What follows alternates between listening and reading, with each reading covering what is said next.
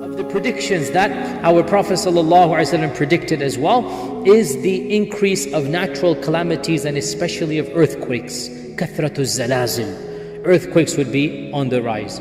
And I read a survey somewhere that somebody statistically compiled all the earthquakes of the last 500 years. And they did mention, this was a non-Muslim, there's an academic paper, they did mention that over the last 100 years or so, the frequency of earthquakes has actually increased. So this is now basically a fact that in the last century or so, the frequency of earthquakes. So look at California, and may Allah protect the Muslims and everybody over there. So the frequency of earthquakes is definitely on the rise. Of the predictions of the Prophet ﷺ as well, of the trends that are given. And again, this is very interesting. See, here's what I want you to think about. Just a hypothetical scenario. A'udhu billah, it's hypothetical. Imagine a false prophet, a charlatan in the middle, of nowhere 1,500 years ago. And imagine if he had to make predictions. What I'm trying to say, it's impossible that what we are reading would have been predicted by a false prophet. The very notions that are coming indicate that the one who said this, Allah is communicating with him. That's what I'm trying to say. No one could have imagined what the Prophet ﷺ predicted is going to happen, and we are seeing it over here. And of the things he predicted is kitaba, writing would become prevalent. Writing would become prevalent. Literacy rates. Once again, who could have predicted? When the Quran was revealed in Mecca, the city of Mecca probably had around 2,000, 1,500 people, 2,000 people in it. Of those 1,500, 2,000, probably less than a dozen could read and write. That's like what? 1%. 1%.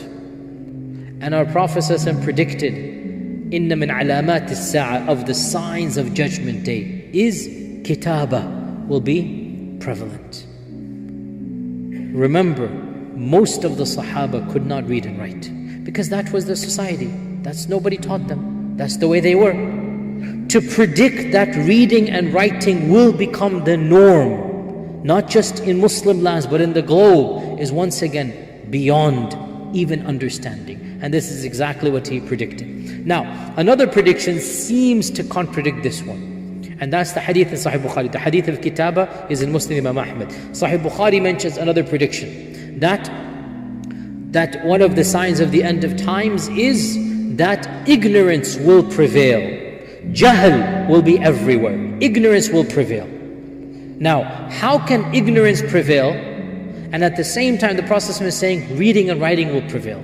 Is this not a contradiction? And the response is, each hadith is valid, but it applies to different things.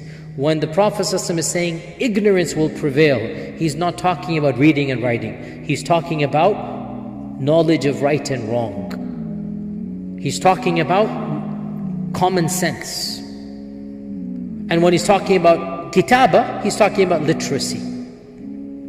Before the rise of the internet, those of you who witnessed that era, in the 80s and 90s, mankind foolishly believed that if only we could give people access to education, they will all become intellectuals. The internet came, and all of Encyclopedia Britannica times 100 became free of charge. Wikipedia and this and that. Any database you want is there, any journal you're there. And mankind has not gone more intelligent. It has even taken a nosedive beyond that. This is what our Prophet ﷺ is saying. Kitaba will increase, jahala will also increase. It's not a contradiction. Because not necessarily just because you're reading, your intelligence will increase. So there is no contradiction.